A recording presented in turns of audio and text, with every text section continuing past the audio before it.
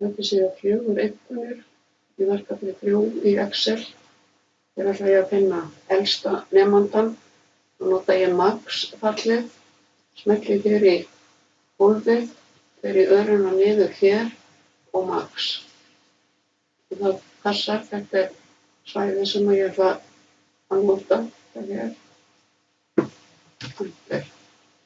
Elsti er 22 ára. Yngsti nemandinn, þá nota ég mín, MIN,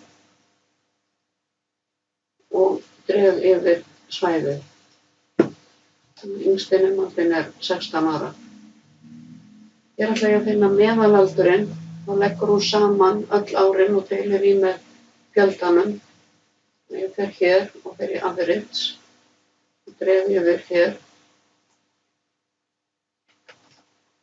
Og ég þarf að setja einn aukastaf. Þá smelli ég hér.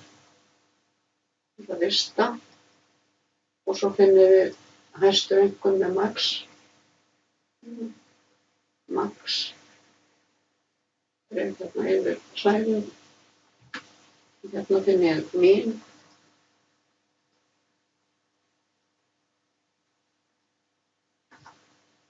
Og meðaleinkunnin, hún er fundin með average-fallinu og ég dreg yfir svæðið.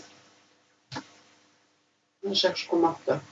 Ég get sett þessar tölur hér í blokk og afrita þær allar í einu til hægri eða eina og eina. Ég ætla að vista.